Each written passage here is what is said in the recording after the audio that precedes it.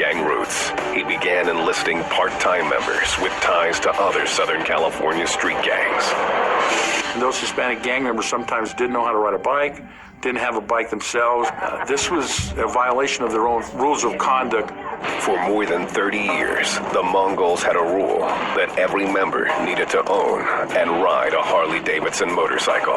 Now, this was being suspended to increase membership. The decision stirred up controversy, and many Mongol veterans, like Tony Vodnik, didn't trust or respect the new recruits. To me, they're not bikers, they're gangbangers. They call themselves part-time Mongols. There's no such thing as part-time Mongols. You're a Mongol 100% or you're nothing.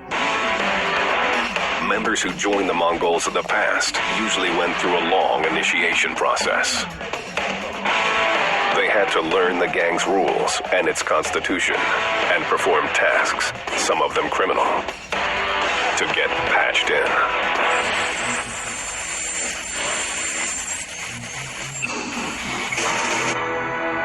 They have patches in which they are rewarded for certain kinds of behavior, and the behavior that they get a patch for is antisocial, violent, offensive behavior.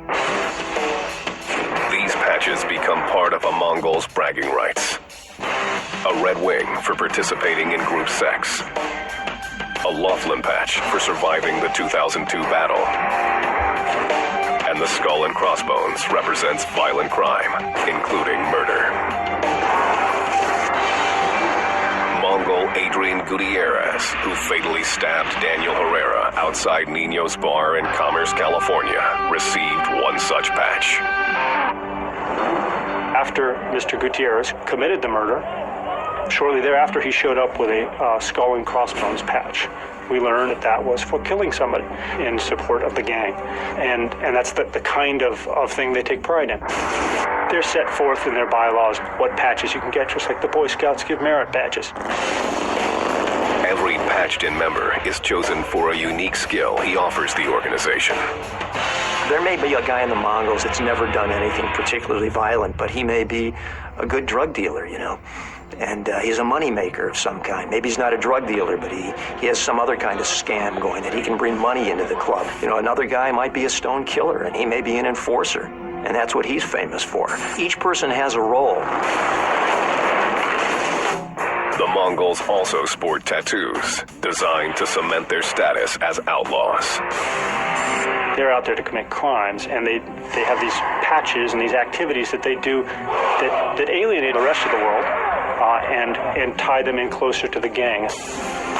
For many, the gang becomes a virtual family. Family was kind of weird for me, so I found it in other areas of my life.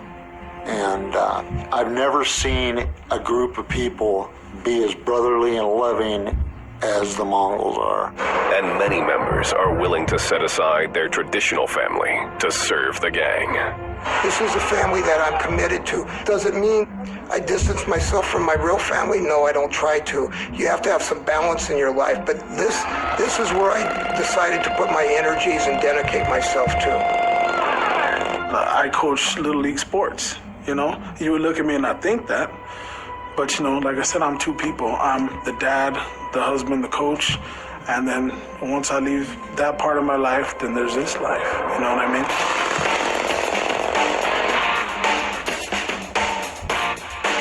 To be a Mongol requires following a strict military-like set of rules.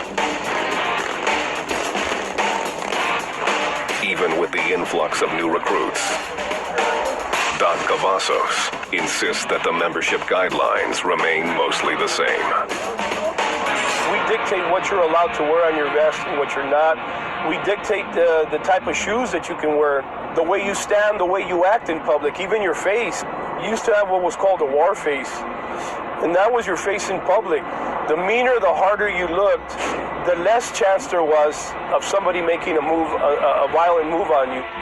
Just like the army takes people and tries to get them to change their life view. And the Mongols try to get you to change your life view and become a Mongol.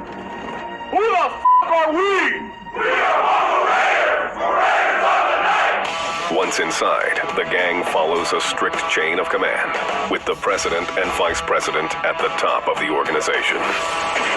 Underneath the leaders, there is a secretary, treasurer, and a sergeant-at-arms, followed by other specialized positions. I'm what they call a club enforcer. When there's people out there who don't really agree with what has to be taken care of, I make sure that they agree with it. I don't take no for an answer. Doc Cavazos leads his men like an army at war. He keeps frontline units at the ready for any crisis. We have response teams that are standing by in case there's a problem in any bar or restaurant. If there's a problem,